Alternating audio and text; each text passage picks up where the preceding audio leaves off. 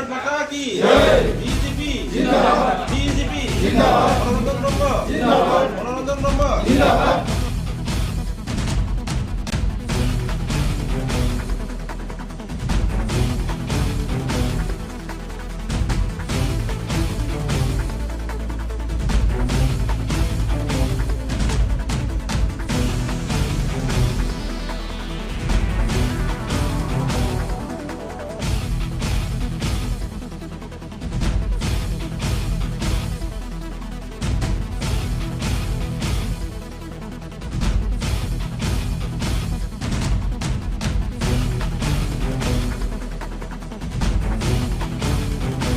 हाबाफारियाव बहा जौगान हाबाफारि गिबियावनो आङो मिडिया नायगिरिफोरनिसिम गाहाम हामलायनाय जासिग्रोबाय। दिनै दतमा मण्डल बिजेपिनि जे बानजायनायाव जयनिं हाबाफारि जादों।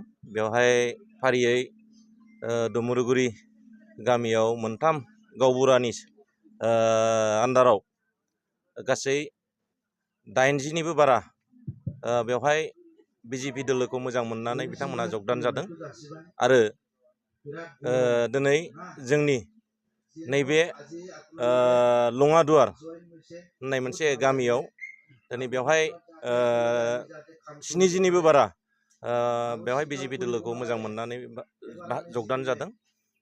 जाहोना बेनो दिनै दतमा समस्ति हिसाबै बिजेपि दोलोआ मोनसे गोख्रों मोनसे हाबाफारि लानानै खामानि मावगासिनो दं आरो बुंनो थाङोब्ला बिजेपि दोलो हिसाबै दतमायाव खुनु मोनसे दिनै माने जिरायनानै थायाखै।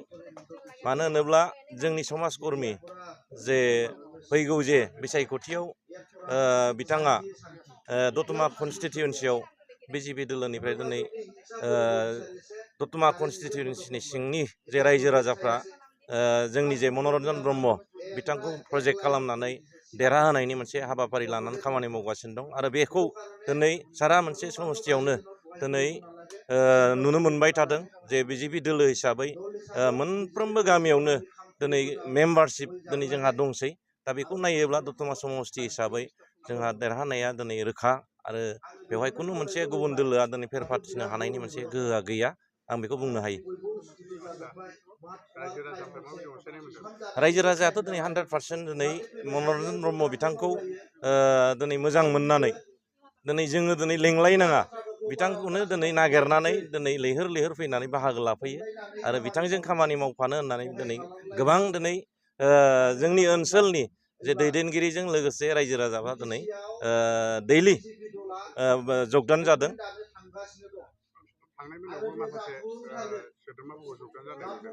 थांनाय मोनायाव गासै 200निबो बारा बेवहाय गुबुन गुबुन कमिउनिटिनि जे रायजो राजाफ्रा दिनै बाहागो लाफैदों आरो बिथांमोनहा दिनै फर्मेलि बिजेपि दोलोआव जयेन जानानै खामानि मावनो दिनै साखाफारा जादों आरो बिथांमोनखौ दिनै बिजेपि दोलो हिसाबै मण्डलनि जे नन्दलाल नार्जारि बिथांनि दैदेननायाव बिथांमोनखौ दिनै बरायनानै लानाय जादों।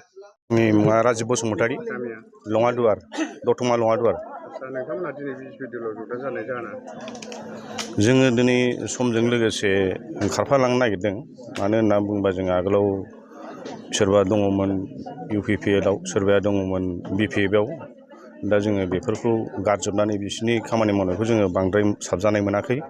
बेनि थाखायनो जोङो दा जोंनि गोदान बिजेपि सरकारजोंनो जोङो जगदान खालामनानै खामानि मावलांफानो आगान सुरदों आरोखि। आंनि मुङा सर्म नारायण ब्रह्म। जोंनि बे गामिया सा दुमारिगुरि।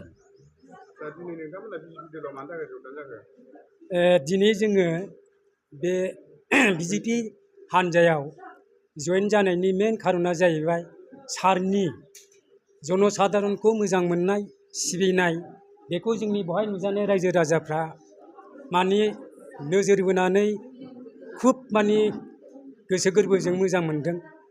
बे सारा खुनु गभर्नमेन्टनि जेबो पावार मोनाब्लाबो गावनि जानाखि केपासिटि दं बेजोंनो रायजो राजाफोरखौ बुहुत माने अननाय, रायजो राजानि जौगानायनि फारसे जेरै नैबे जोंनि मन्दिर दंमोन बे मन्दिराबो सारा बे थिं गब्लंजोबनायखाय बे गोदानै बायनो थाखाय जोंनो आगोलावबो अनसुंथाइ होलांदों दा बेफोरबायदिनि अननाय सिबिनायखौ नुनानै दिनै जोङो बे सारनि हान्जायाव हाबनानै जोङो मदद होनो थाखाय हेफाजाब एकदम गोसो गोरबोजों जों दिनै जयेन जानाय जाहैबाय। सिगां बबेबा राजखान्थि दोलोआव दंमोन नामा? आङो आजिलै आङो